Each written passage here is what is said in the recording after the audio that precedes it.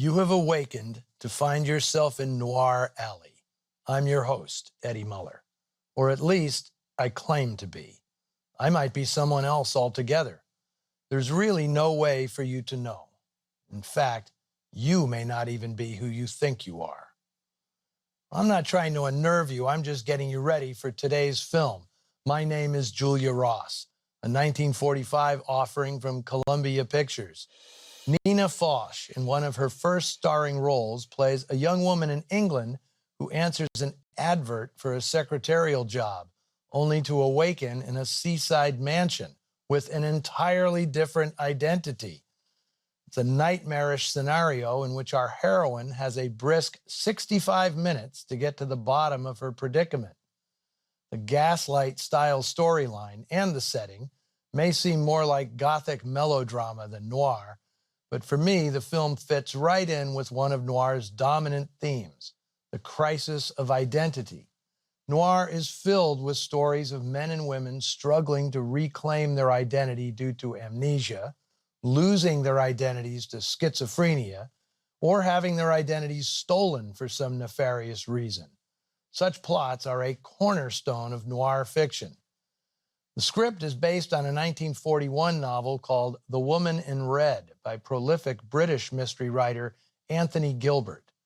In another case of identities not always being what they seem, Gilbert was the pen name of Lucy Beatrice Malleson, who wrote more than 60 mystery novels, many of them featuring an extraordinary character named Arthur Crook, an eccentric barrister with a penchant for breaking the law to save his clients. Screenwriter Muriel Roy Bolton, also a woman, drastically altered the book, keeping only its first half. Jettisoned entirely was the character of Arthur Crook, who dominates the book's second half and solves a much bigger mystery, one involving World War II espionage. None of that appears in this more tightly honed movie version. My Name is Julia Ross is an extraordinary example of what could be accomplished by studios' B units. The film effectively recreates London and the Cornwall seaside without straying more than a few miles from Gower Street, the Hollywood home of Columbia Pictures. Credit for that goes to director Joseph H. Lewis, who called the script damn near perfect, mainly because it gave him a chance to show off his talent and get noticed by the studio bosses. Lewis often referred to himself as an artist without diploma, meaning he was entirely self-taught as a filmmaker. Only a few years earlier, he'd conned his way into an editing job without ever having spliced two pieces of film together. But Lewis was a quick study who soaked up everything and had boundless enthusiasm. His most valuable quality was fearlessness. During the several years he spent making no-budget westerns, he'd constantly find inventive ways to enliven pedestrian material, whether it was with dynamic compositions, complex camera movements, or startling transitions. Lewis was a natural and instinctive storyteller. On this film, he worked for the first time with an equally inventive collaborator, director of photography Burnett Guffey, who, like Lewis, was just coming into his own. He'd been a camera operator for many years, but had only recently begun getting DP credit on a string of forgettable Bs. Julia Ross would put both men on the map. Columbia gave them a $150,000 budget and a 12-day shooting schedule, typical for a B. But Lewis felt they were making something a cut above the usual, and he unapologetically spent an extra $25,000 and added 8 days to the schedule. Not something Columbia's production boss, Max Arno, ever tolerated. But the ultimate boss, studio chief Harry Cohn, loved what he saw in Lewis's dailies, and he told Arno to lay off the new kid. Cohn's instincts were spot on. The film premiered in New York as a B, but the reviews were so strong that in many markets it was soon the top draw, being presented as the A half of the double bill. Co-starring Dame May Whitty and George Macready as a highly suspicious mother and son, here's one of the most gripping and cleverly made B movies of the 1940s. My name is Julia Ross.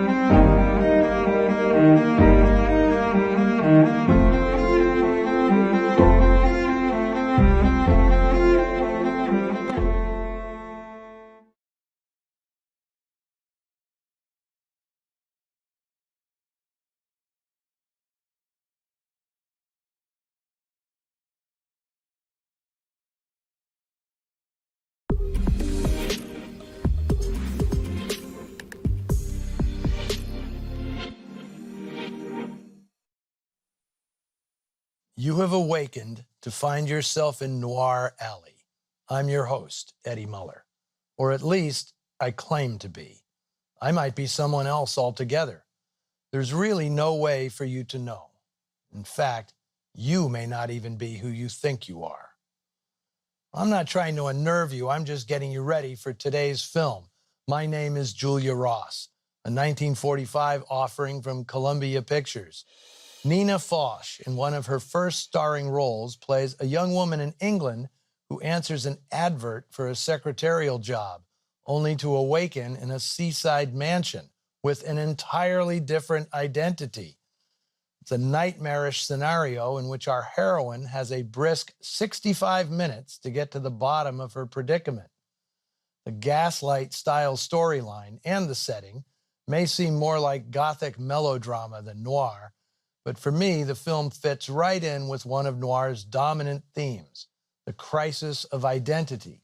Noir is filled with stories of men and women struggling to reclaim their identity due to amnesia, losing their identities to schizophrenia, or having their identities stolen for some nefarious reason. Such plots are a cornerstone of noir fiction. The script is based on a 1941 novel called The Woman in Red by prolific British mystery writer Anthony Gilbert. In another case of identities not always being what they seem, Gilbert was the pen name of Lucy Beatrice Malleson, who wrote more than 60 mystery novels, many of them featuring an extraordinary character named Arthur Crook, an eccentric barrister with a penchant for breaking the law to save his clients. Screenwriter Muriel Roy Bolton, also a woman, drastically altered the book, keeping only its first half. Jettisoned entirely was the character of Arthur Crook, who dominates the book's second half and solves a much bigger mystery, one involving World War II espionage. None of that appears in this more tightly honed movie version. My Name is Julia Ross is an extraordinary example of what could be accomplished by studios' B units. The film effectively recreates London and the Cornwall seaside without straying more than a few miles from Gower Street, the Hollywood home of Columbia Pictures. Credit for that goes to director Joseph H. Lewis, who called the script damn near perfect, mainly because it gave him a chance to show off his talent and get noticed by the studio bosses. Lewis often referred to himself as an artist without diploma, meaning he was entirely self-taught as a filmmaker. Only a few years earlier, he'd conned his way into an editing job without ever having spliced two pieces of film together. But Lewis was a quick study who soaked up everything and had boundless enthusiasm. His most valuable quality was fearlessness. During the several years he spent making no-budget westerns, he'd constantly find inventive ways to enliven pedestrian material, whether it was with dynamic compositions, complex camera movements, or startling transitions. Lewis was a natural and instinctive storyteller. On this film, he worked for the first time with an equally inventive collaborator, director of photography Burnett Guffey, who, like Lewis, was just coming into his own. He'd been a camera operator for many years, but had only recently begun getting DP credit on a string of forgettable Bs. Julia Ross would put both men on the map. Columbia gave them a $150,000 budget and a 12-day shooting schedule, typical for a B.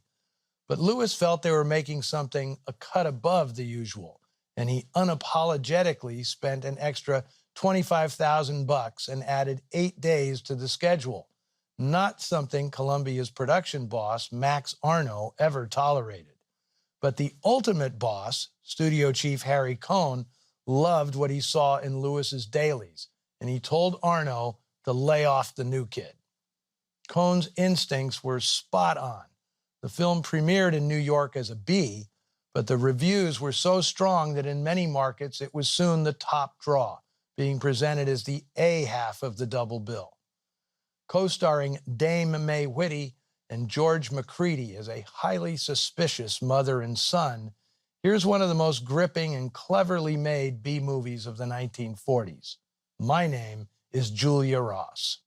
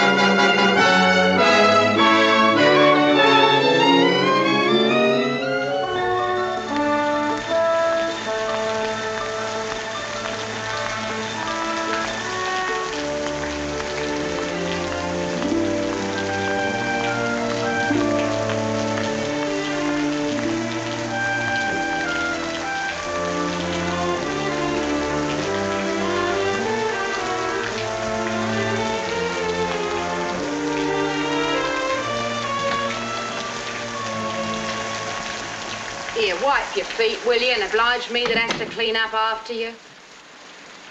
Lodgers can't pay their rent, coming and going all day, popping in and out the house like flies.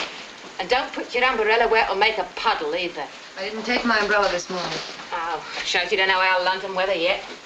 No, down in Sussex, where I come from, it only rains every other day. There's a letter for you on the table. Nobody writes to me. It must be an ad. That letter looks like a wedding invitation to me. Yes, that's what it looks like.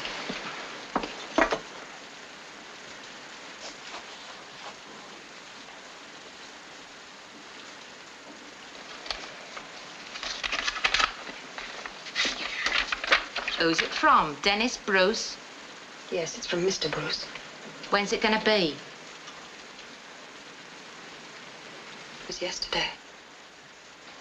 You could have knocked Mrs. Mackie and me down with a feather when he told us he was leaving to get married. He told me 2 months ago when I first met him here. He told me he was engaged to a girl in Edinburgh.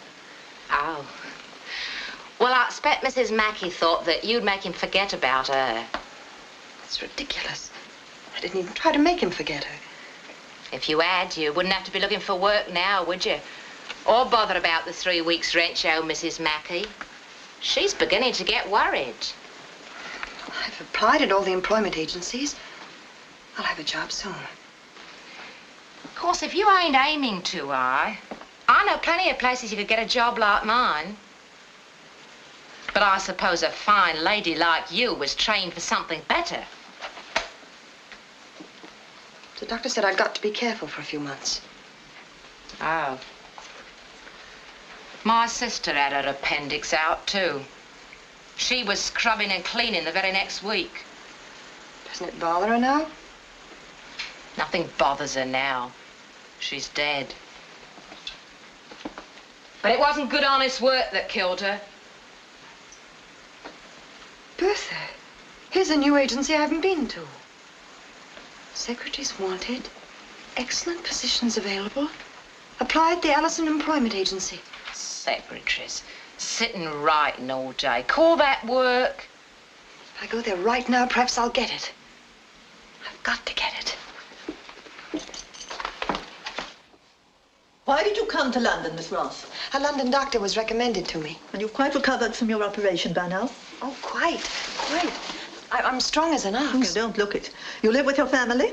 No, I have no family. No husband? No young man? No. You're sure? Well, of course I'm sure. I ask these personal questions because I've one very lucrative position open to a young woman with no family responsibilities. No romantic attachments. Mrs. Williamson Hughes, 190 Henrique Square. Mrs. Hughes has already had 3 secretaries from this office this year. Just as she was getting accustomed to each one, the girl would leave her because of a sick mother, or a sister to care for, or a young man. This time, Mrs. Hughes wants a girl who could definitely promise to stay at least a year. Oh, I'm sure I could. I have no ties and no young man. I'm absolutely alone. Your references seem to be in order. You just might suit Mrs. Hughes. Well, there's no harm in trying. I hope you're not lying in order to get the job. I need a job, but I'm not lying. My parents are dead. The closest relative I have is an aunt in America. Mrs. Hughes, I think I found an excellent girl for you. May I send her along for an interview? Oh, you'll be driving past here anyway? Certainly. I'll ask Miss Ross to remain, and you could interview her here. Thank you. I think we shall suit each other very well indeed. Don't you, Miss Ross? I'll certainly try, Mrs. Hughes. Miss Ross seems to answer all our requirements, doesn't she, son? Well, that's for you to decide, Mother. Well, I think we consider the matter settled. That is, if the salary is satisfactory. Oh, indeed, it's more than generous. Then we'll expect you to move in tonight. Tonight? Oh, I see no sense in dilly-dallying once we've made up our mind, do you? The sooner you get settled, the better. I didn't know I was to live there. Mrs. Hughes always makes her secretaries very comfortable. They've all told me what a lovely house you have, madam. I'm sure we shall do our best to make you happy with us. Now, you run along, pack your things, and we'll expect you in this evening. And just a little advance on your salary, just to bind the bargain. I really shouldn't. Oh, nonsense, my child. You take it and go shopping this afternoon. You're very kind, Mrs. Hughes. Thank you, Miss Allison. Good day, Mr. Hughes. Goodbye, Miss Ross. We'll see you this evening. Oh, we live very quietly. I expect everyone to be in the house by 9 o'clock. I shall try to be there before that, Mrs. Hughes. Good. Have a nice time shopping. Thank you, I will. She's perfect. Mm-hmm. There's even a small resemblance. You've done very well, Sparks. Thank you, madam. Peters. Yes, Mrs. Hughes. Do you think she saw you? No, ma'am. No, I know she didn't, Mrs. Hughes. Well, see that you keep it that way, especially at the house. Well, we'd better hurry and close up the agency now. We shan't need it any longer.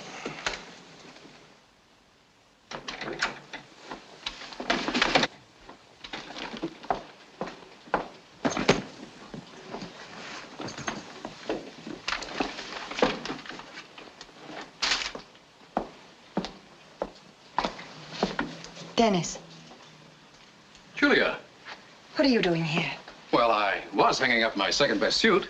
Where's your wife? Didn't you get married? Well, yes and no. We took out the license and sent out the announcements. Paid calls on all our friends and relatives. Somebody gave it a linen shower. I had a bachelor dinner. And I guess by that time we were too tired of each other to get married. She didn't like it when I kept calling her Julia. Why'd you call her that? Force of habit or something. And then she wanted to know who Julia was, so I told her how crazy she'd be about you if she knew you. I don't know why she should get so upset about this, do you? Well, yes, I do. No, I don't. Julia, come out with me tonight and help me figure out why I'm not more upset? I'd love to, Dennis. Oh, but not tonight. Any other night, but not tonight. I've got a new job, and I've just about time to pack and get there. I'm living on the place, you see. What kind of a job? Secretary to a Mrs. Hughes and her son. Nursemaid to a child? No, he's about your age. Oh. Well, I'll take you there. What is it? 190 Henrik Square. Oh, but I don't think you better take me there. You see, only this afternoon I told them I had no family and no young man. Well, I'm not your young man. Or am I? I don't know. Are you?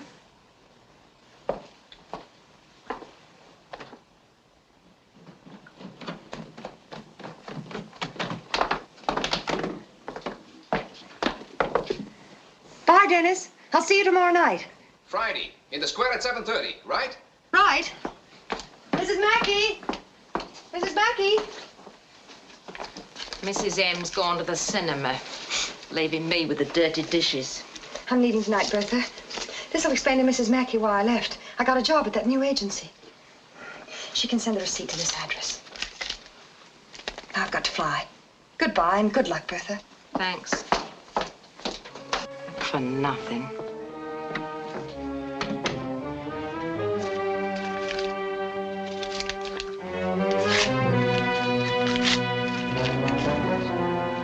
Thanks for something.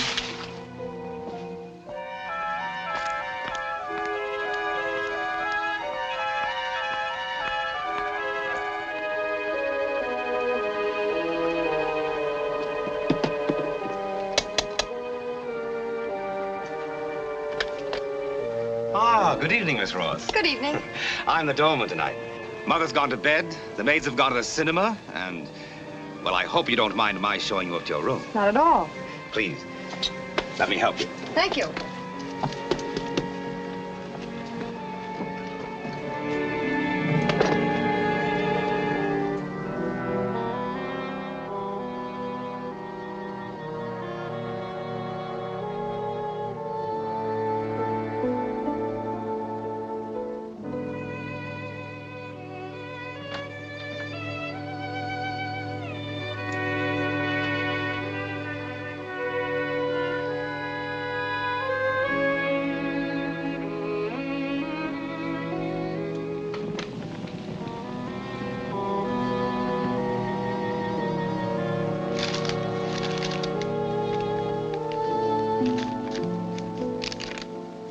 How long will she sleep? Well, all the time we'll need. These are all her things. I want all her clothing destroyed. Every bit of it. The bag, too? The bag, too. Mrs. Hughes, Ralph.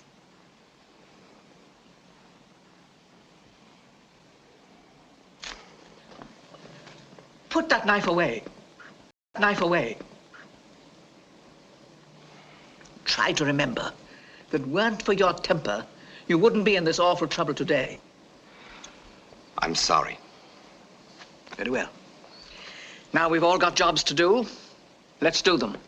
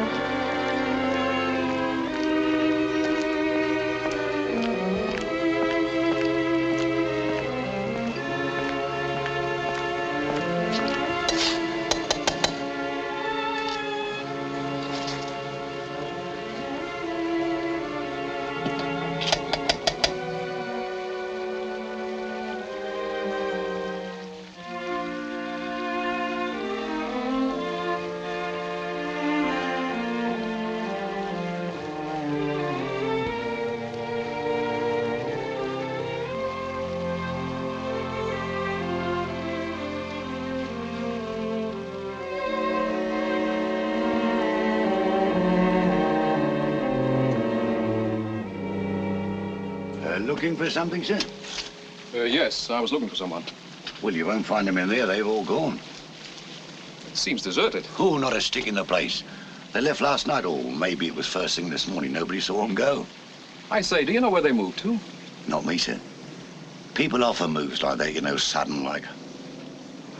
Julia, she would have left word. Her relative, sir? My girl. Would you care to come down to the station and make a statement, sir? No, it's probably nothing. There must be a simple explanation. Why, of course, sir. You'll probably be hearing from her in the morning, I hope. Thank you, officer. Good night. Good night, sir. But, Mrs. Mackie, are you sure Julia didn't leave a forwarding address with you? You see, I may have made a mistake in the number of the house. Miss Julia Ross left nothing with me, and I made a great mistake in trusting her for the rent. She ups and sneaks out of me without paying when my back was turned. I don't believe that. You believe it fast enough if it was you that was being done out of £2.10? Why, the wicked girl only left £2. What did you say? I said she was a wicked girl to leave Owen an honest debt. Hand it over. Go on.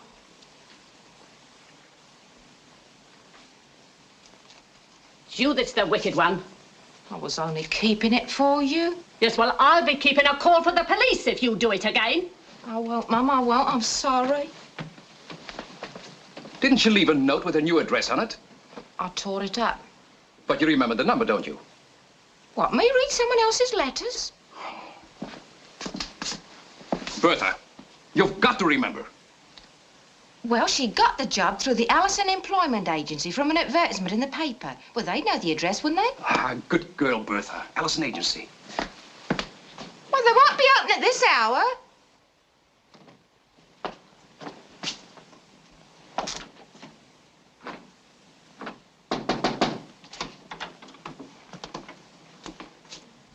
Hello, chum. You know, you're wasting your time on that there door. Well, I've got to find him tonight. Tonight, them? Flew the coop, they have. It comes and goes here faster than the favourite at Aintree. Perhaps I could get a forwarding address from the landlord. Oh, I'm the landlord, and when they flies the coop, I'm always the first that knows about it. There's one thing about this here building, you know, there ain't no questions asked. What a body doesn't know don't hurt him, I always say. I don't know where else to look. Why don't you let it go till morning? Night's no time for looking for a job or work. Night's for play.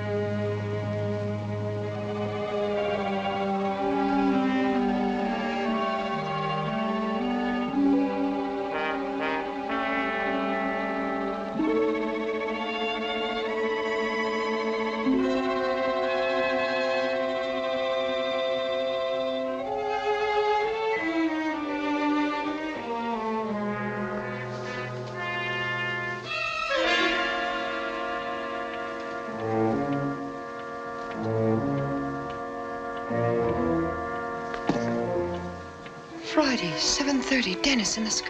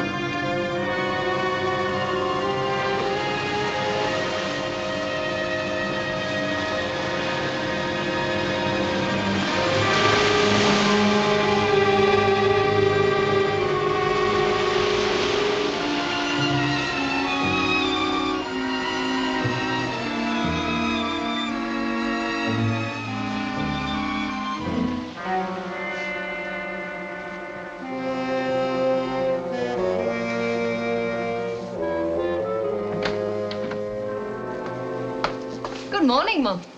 I hope you feel better today. Who are you? My name's Alice, Mum. Now, here's your breakfast. No, I don't want any, thank you. That calendar over there, that says Saturday. It isn't Saturday, is it? It's Friday. It must be Friday. No, Mum, it's Saturday, all right. You slept all day Friday. I expect you was tired out after your journey. Well, how did I get here? Where is this? Why, Mum, you're right here in your new home that's been ready and waiting for you for over a week. Expecting you every day I was, after getting the wire to say your folks had taken Sea House and wanted it scrubbed and clean. I expect they had to wait until you was well enough to travel. But Cornwall's a good, healthy place, and the sea air'll soon get you well. Cornwall? But that's miles from London. In our village, that's Beverton, you know. There's just as good and better in London. Now, have a sip. I must get back to London. No, you mustn't get up, Mrs. Hughes. Mrs. Hughes? Please stay in bed, Mrs. Hughes, or you'll make yourself worse. Oh, I'd better get your husband. He's been that worried about you. My husband? Mrs. Hughes?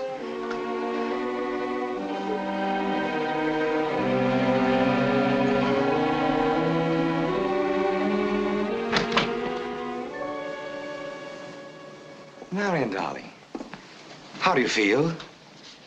Oh, you look better this morning. Much better, doesn't she, Mother? Indeed she does. My name isn't Marion, and I'm not married to you or anyone. I was engaged as a secretary. Now, what does this all mean? Why did we leave London? You haven't forgotten us again, have you, Marion? I'm not Marion, and you know it. All right, dear. Let's not argue.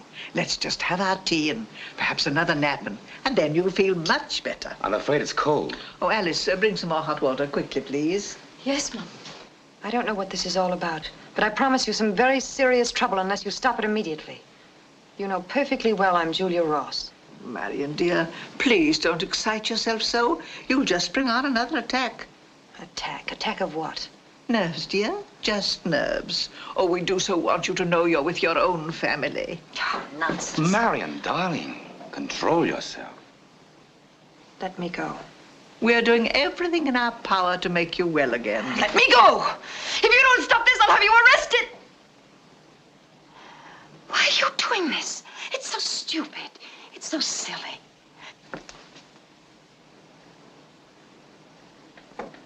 That's the woman from the agency.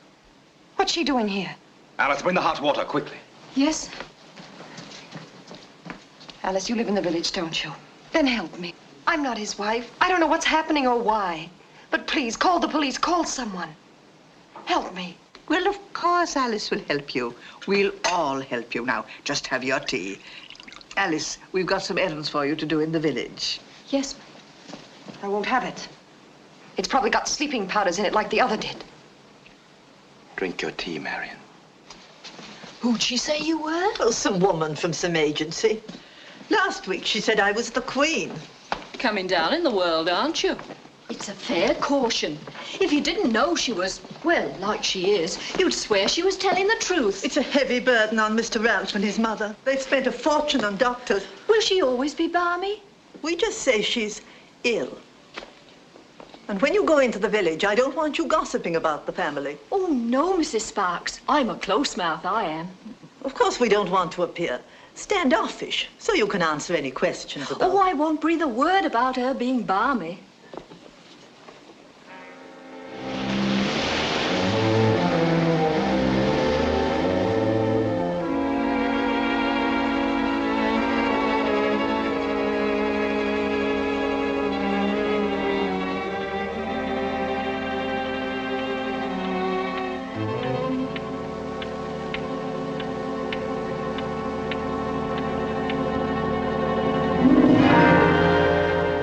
Who's there?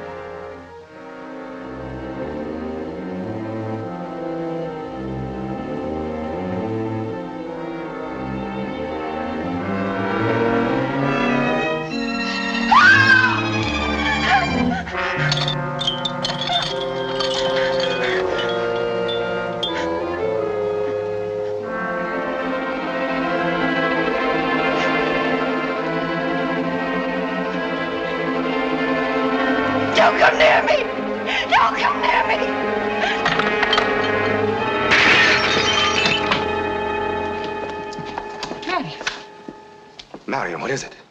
What happened to that? I threw something at him. At home, dear. I thought it was you. Darling, I've been asleep. You've had another nightmare. But he was real. I saw his eyes right there glaring at me. That's what you saw. Why, of course. It was the cat. You saw his eyes in the mirror and thought it was someone. I saw a man's hand right here on the bed. But no one could have got into the room. I locked the door. In case you walked in your sleep and hurt yourself. Then the man must still be in here somewhere. Well, you better have a look. If no one could get into the room, where did the cat come from? Perhaps the window. Not even a cat could climb those walls.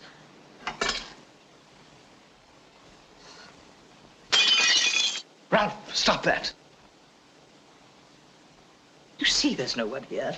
You better take the cat away. Clear up that glass in the morning. Yes, madam. If you're nervous, Marion, would you like me to stay the rest of the night with you?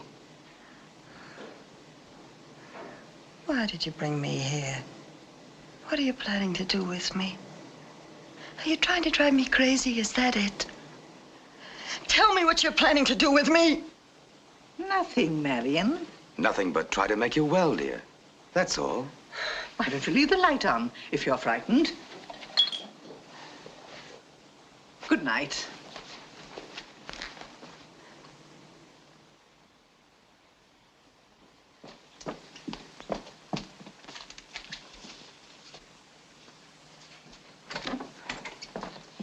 Oh, Mrs. Mackie.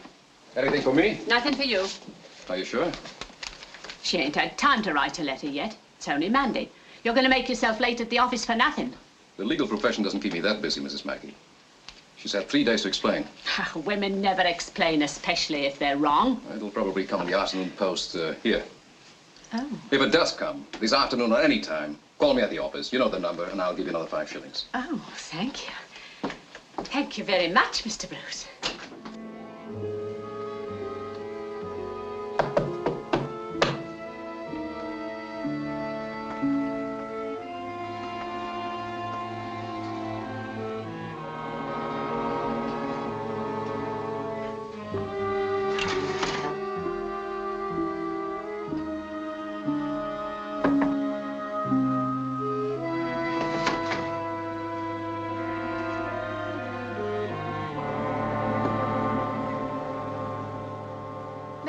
Breakfast tray, Mrs. Hughes?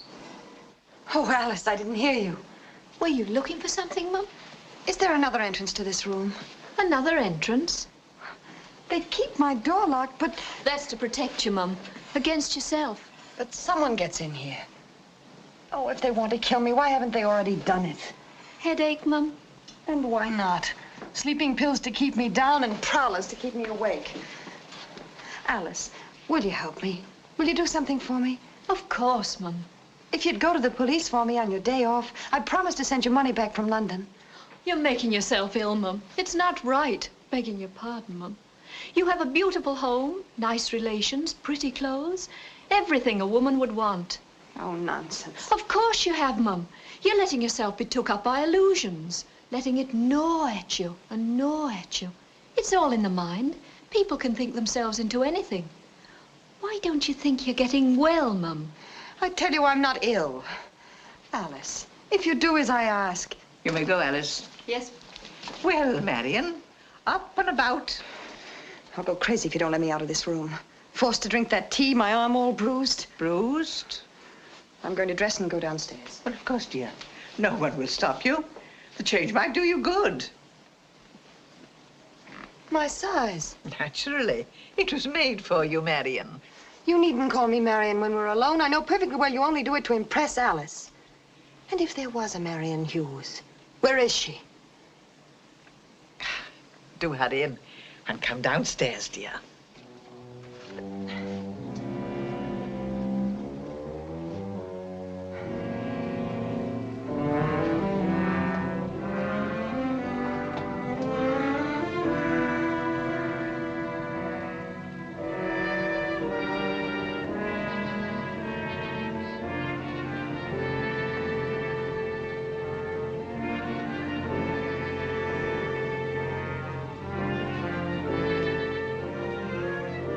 yourself. You must try to be more cautious and not let your temper sway you. All right, Mother. It's lucky I saw those bruises before someone else did. I had to force her to drink the tea, didn't I? You don't have to leave evidence. Stop it! Stop it!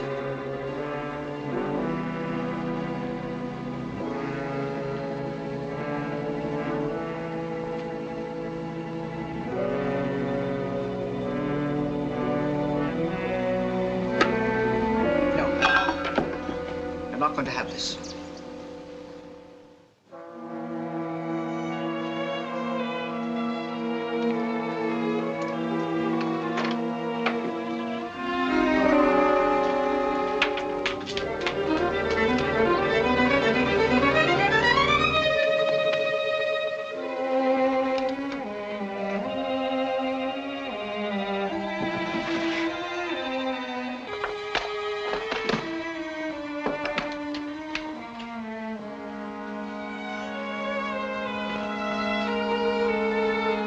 Marion's going toward the road.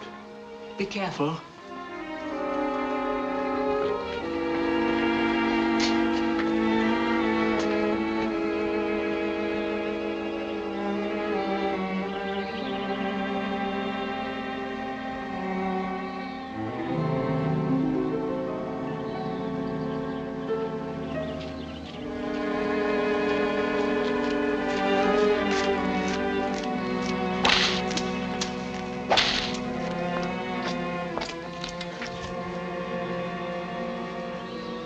Good morning. I'm Mrs. Hughes. I'm going for a walk. Please open the gate. I'm sorry, ma'am, but I got my orders. Listen, it's all wrong what they've told you about me. I'm not crazy. I don't look crazy, do I? Well, nobody ever said that, Mrs. Hughes. It's just that you, well, need a bit of looking after, like. I'll go and phone the house, ma'am. They'll be fretting about you. Oh, please don't do that.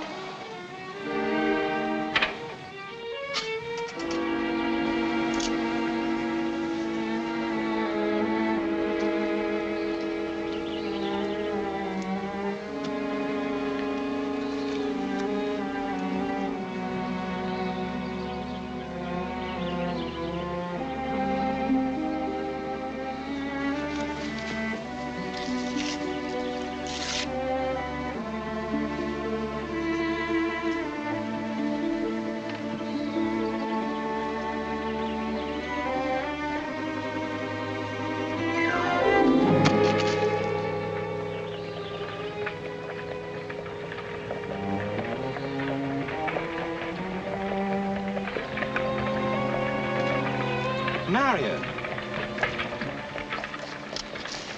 What are you doing way out here? Hi. Nothing. I wanted to go for a walk. I was just calling the house, Mr. Hughes. Thank you. It's all right now. I'd enjoy a walk too, dear. Let's have a look at the grounds.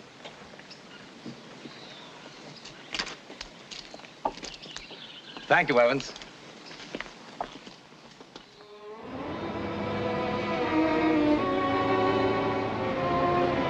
Ralph, Yes? I've been wondering if maybe you and your mother aren't right about me. I've been thinking maybe I really have been ill. Have you, Marion? Yes.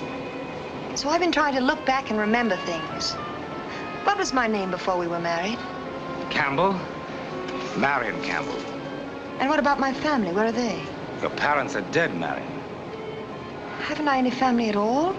No one to visit me? No. Or to write? Beautiful, isn't it? Would you like to listen to the sea and hear what it says? It doesn't say anything, does it? That's what I like about the sea. It never tells its secrets. And it has many, very many secrets. I'd like to go to a doctor. Alice says there's a good one in the village. I'm sure he could help me. You've been to the best specialist in London. You know, I'm a very lucky man to find such an attractive wife. Where did you find me? I can't remember. Switzerland. What were we doing there? I was visiting some people. You were in school. What school? Why not try to remember more pleasant things? Like our honeymoon.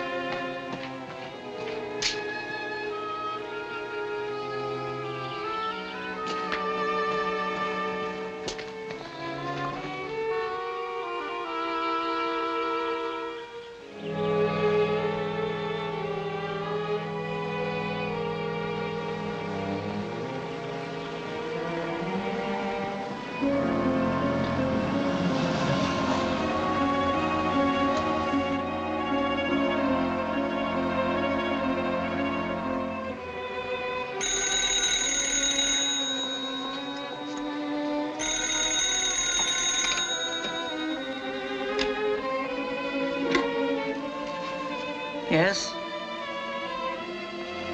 Someone from the village to see us. Tell him not to let them in. No, no. That would look odd. Let them through, Evans. Yes. We'd better keep Marion in a room while they're here.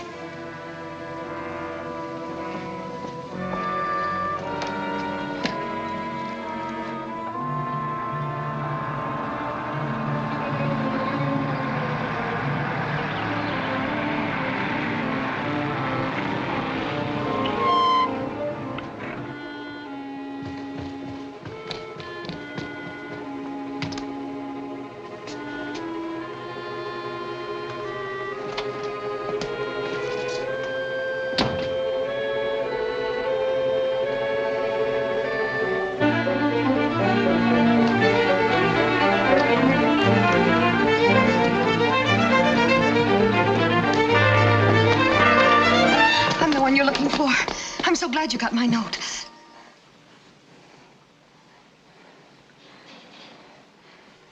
You're not a policeman. No, I'm afraid not. Marion, dear, please.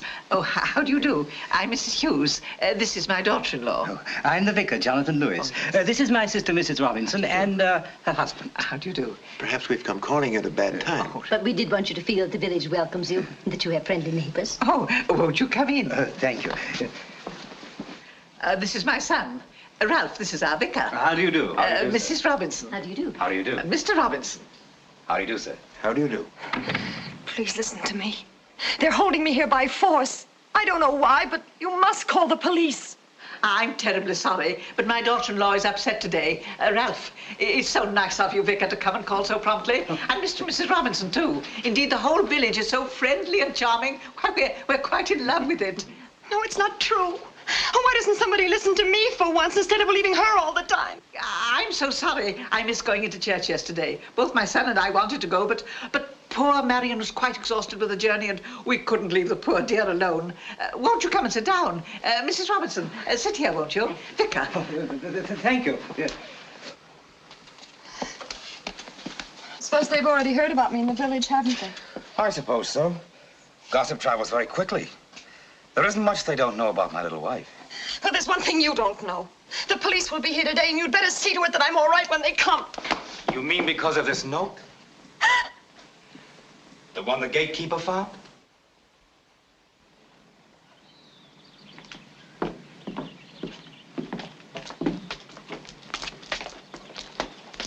Isn't that an awful exhibition?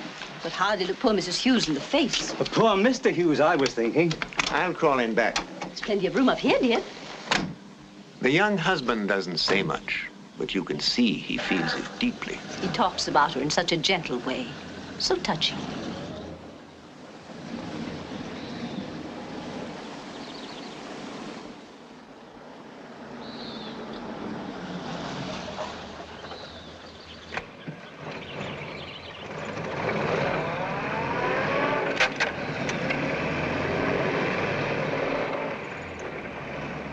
Perhaps a rest in a quiet place like this will do her good. Their maid Alice told our cook the poor girl is steadily getting worse, though the family refused to admit it. Susan, you shouldn't listen to gossip. But how did it happen? It was a breakdown about a year ago. They've been to every doctor in the country. Jonathan, do be careful of those girls.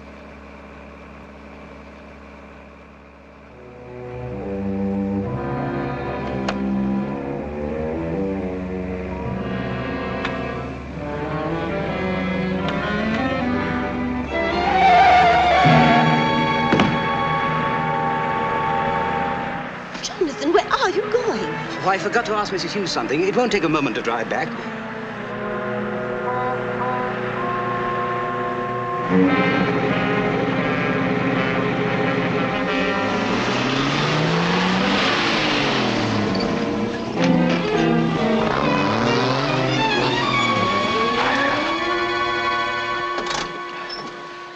I beg your pardon, sir. Have you seen my wife? Yes, she's here. You'll find her in the back seat of the car. She couldn't have made a better impression for us if we'd planned it ourselves. Now, everyone knows she's not responsible for anything she may do. Then why don't we get it all over with right now? Because there's still one last step. The most important. What's that, Mother? Our best alibi.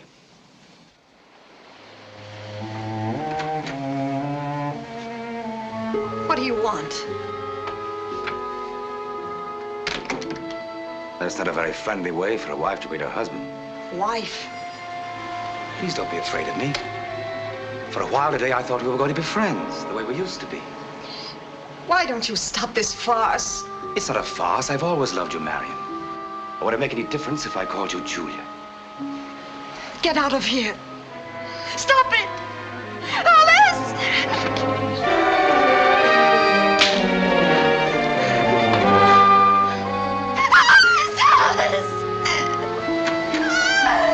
Mr. Marion, how could you do such a thing? Mrs. Hughes tried to throw us up out of the window. Get my mother, hurry. Yes, sir. And then get someone from the village to come up here and put some bars on these windows. It isn't safe to leave my wife alone any longer. Quick!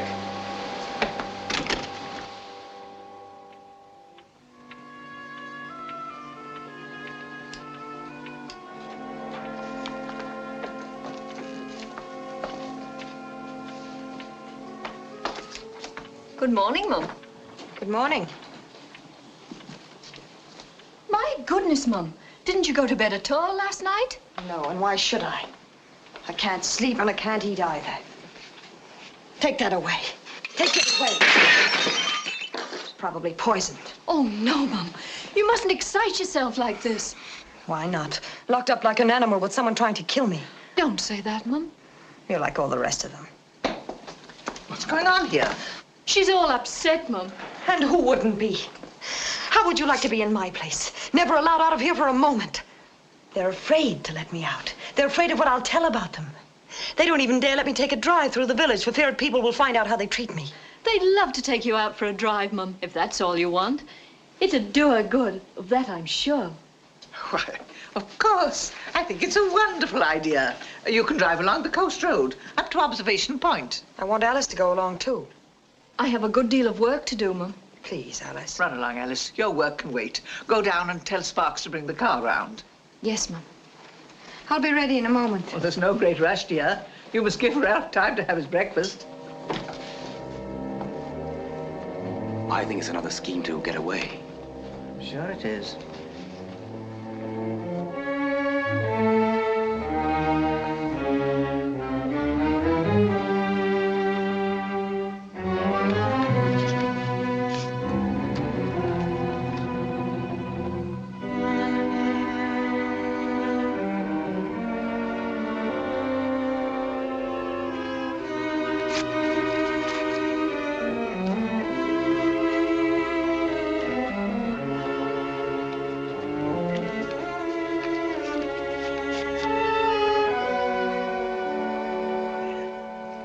Now you can let her post it, and no harm done. But why let her think she succeeded? Why not? It's what the villagers think that counts now. I want them to see how kind you are to her, especially after yesterday.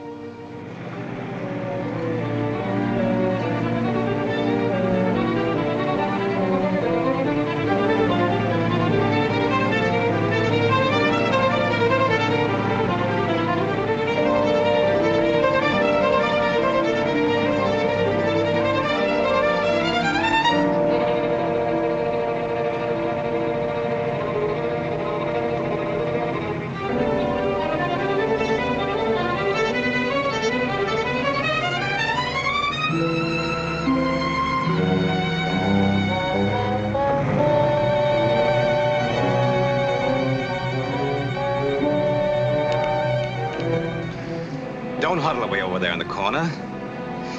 You should sit closer, so that people can see what a handsome couple we are. Shouldn't she, Alice? Writing to someone? Yes, a friend in London. You haven't sealed it. What difference does it make? I know you won't let me send it. What an imagination. Why should I stop you? As soon as we get to the village, you can post it.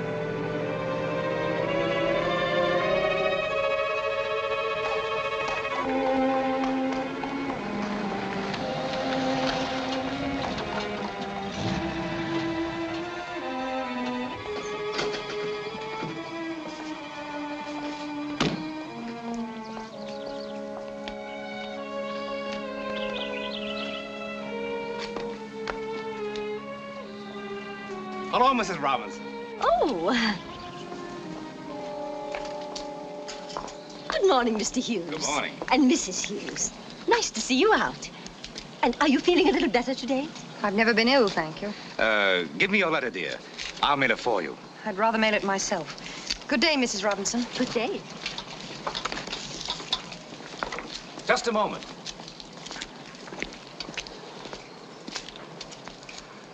Wave to Mr. Robinson, dear.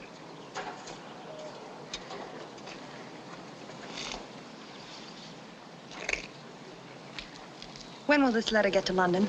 Tomorrow. That's fine. Thank you. It was a pleasure, my dear.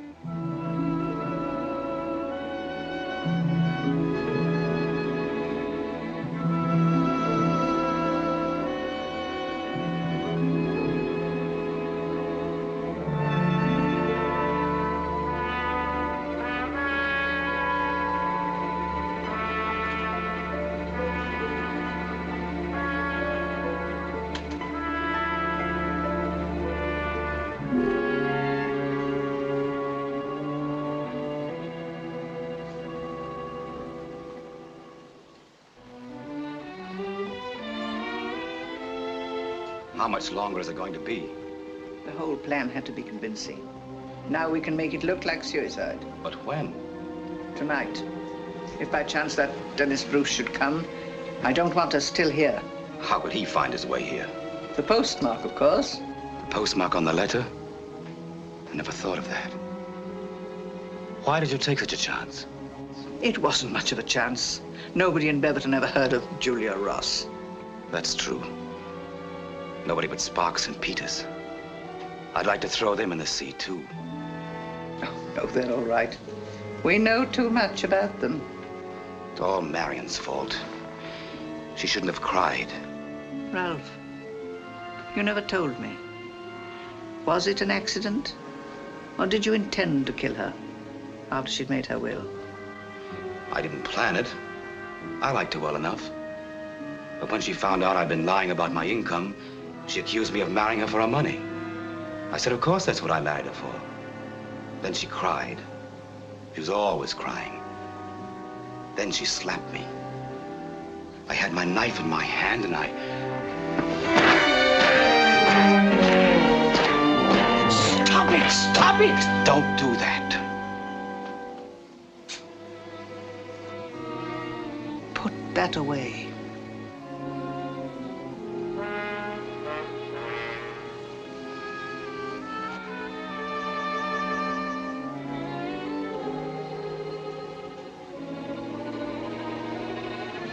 Ralph, I'm trying to help you.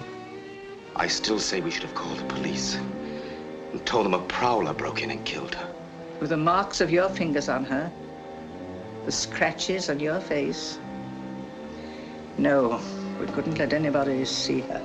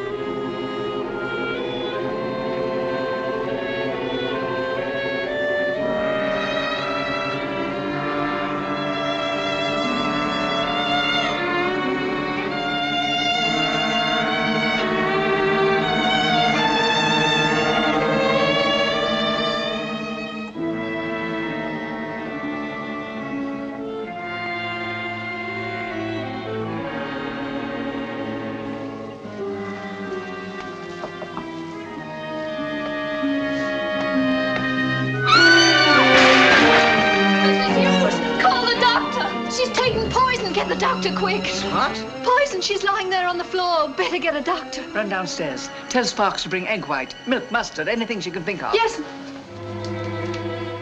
Why try to save her? Let her die. It's what we want. Don't be so stupid, Ralph. If she's taken poison, we must act as though we cared. If she's taken poison. Maybe just a trick to get a doctor here. I can't let her see a doctor. No. It's easy enough to fool stupid villagers into thinking she's crazy, but a doctor would know better. What'll we do? If she's really taken something, she may die quickly. If she hasn't, I'll call her a doctor.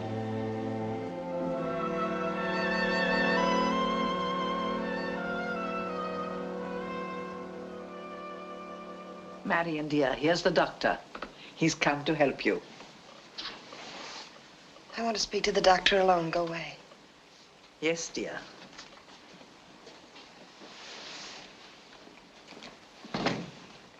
Doctor, listen. I haven't taken poison, and I'm not Marion Hughes. I'm Julia Ross, and I can prove it. If you'll only believe me for just a second and call Dennis Bruce in London, he'll tell you all about me. Then you really didn't take anything? No, I just said that to get you here. You've got to get me away. To a hospital if you think I'm crazy, or anywhere just to get me away from here. I know I sound crazy, but that's what they want everyone to think. Because he killed his wife and she's lying out there at the bottom of the sea. And now they have to have someone to bury in her name. What makes you believe all this? I heard them talking. If you can only get me away from here for a few hours, that's all I ask. Till tomorrow morning. Then Dennis will be here and your responsibility will be over.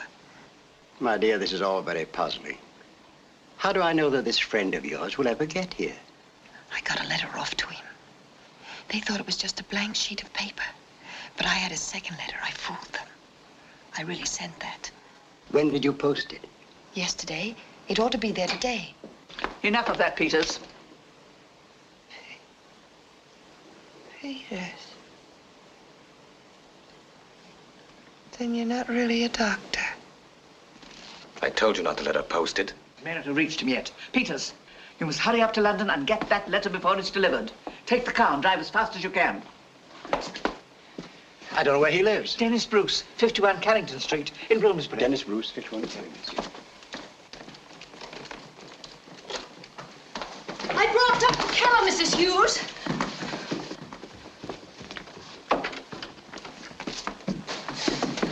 We're not too late. No. Did you find out what she took? Oh, she didn't really take anything, Doctor. She admitted that she just meant to frighten us. Oh, I'm sorry you've had this wild goose chase. But now that you are here, perhaps you'd be good enough to take a look at her. You might give her something to calm her. Certainly. Oh. Marion, open the door. Go away. I don't want to see anybody. But Marion, dear, please, don't be afraid. The doctor won't hurt you. No, he won't hurt me. He'll just kill me. That's what you want him to do. You all want me dead. It's hopeless. Hopeless. She'll never recover.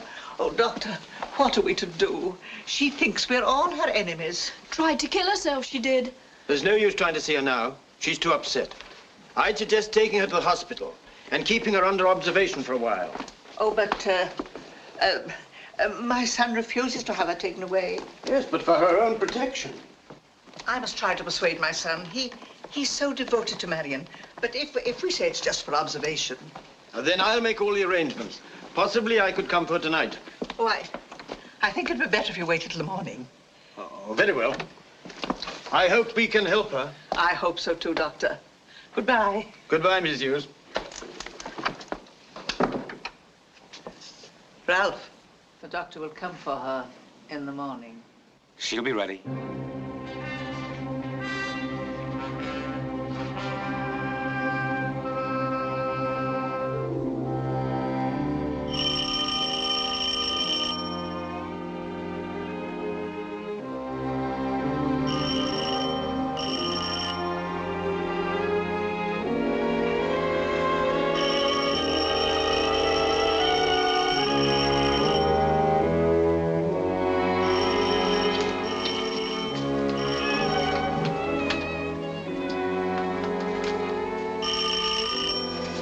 Hold your horses, hold your...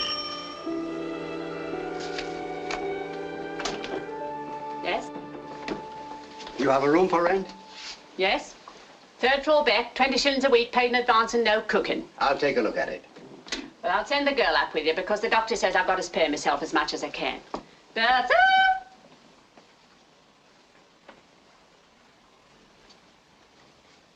Bertha!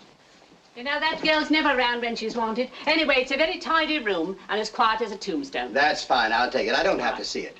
The children and I will move in tonight. Yeah, what children? My 2 little girls. Oh, you like them. They're full of life. Sorry, Romping up sorry, and but down all I day. never take children. Anyway, the room's taken. But I've got to have a room. I've been turned out of my last Well, place. you can try Lure down the street. Miss Ellingsworth, I think she takes them. It's just round the corner. Oh, I'll rush down there at once. Thank you very much.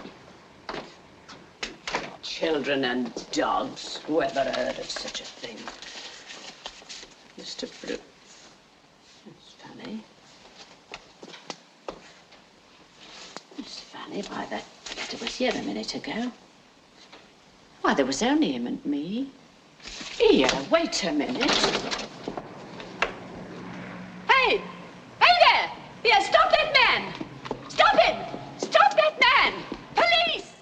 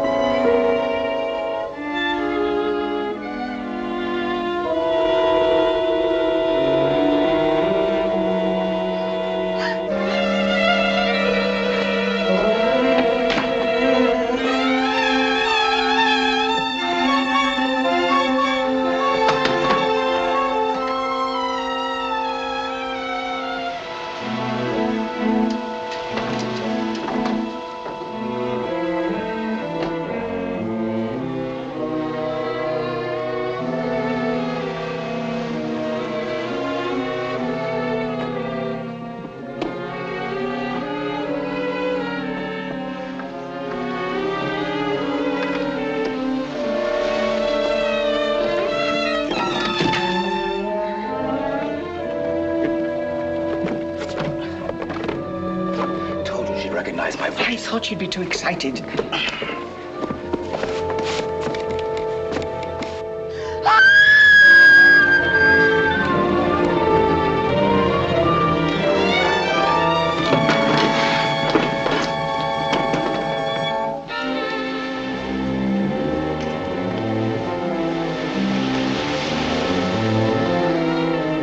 Well, she saved us a lot of trouble. Now that it's happened, I'm frightened. We haven't a thing to fear. We'll be telling the truth when we say it's suicide. Yes. Who's the weak one now? Come, let's go down there.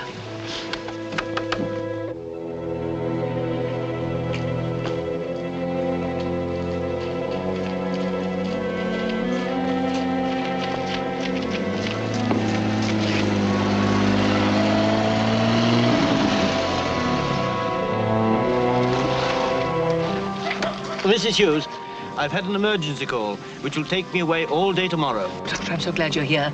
She must have heard us talking about taking her away. She's always threatened to kill herself before she'd be locked up.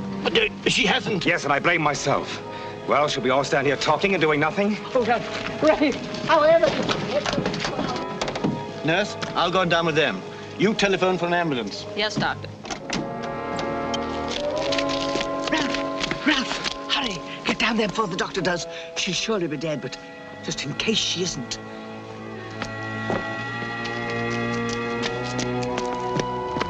Well, come along, Mrs. Hughes. Yes, thank you.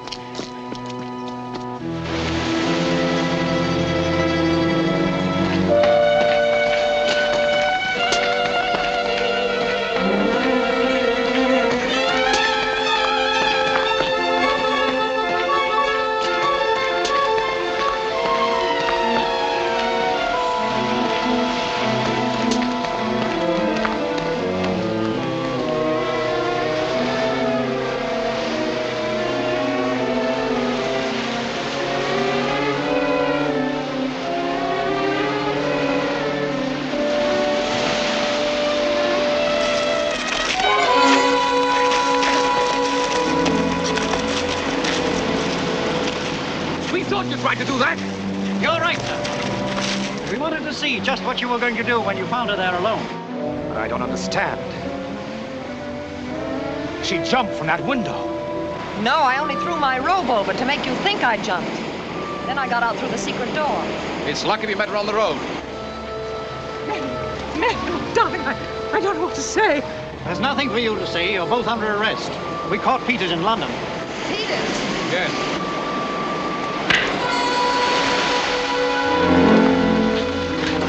Or I'll shoot! No! No!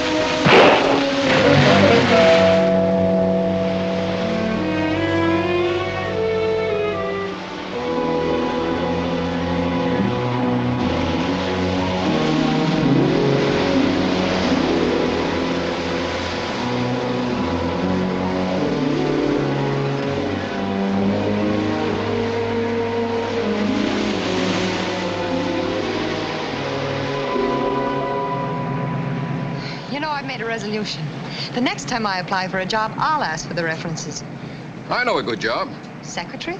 Oh, a combination secretary, nurse, companion, That sounds housekeeper. like a wife. Well, how about it?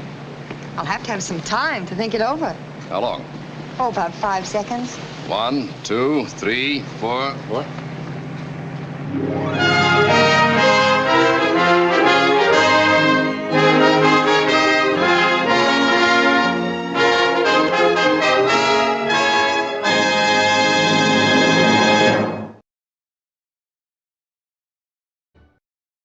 My Name is Julia Ross kicked director Joseph Lewis's career into another gear, making him something of a golden boy at Columbia, which promptly signed him to a multi-year contract.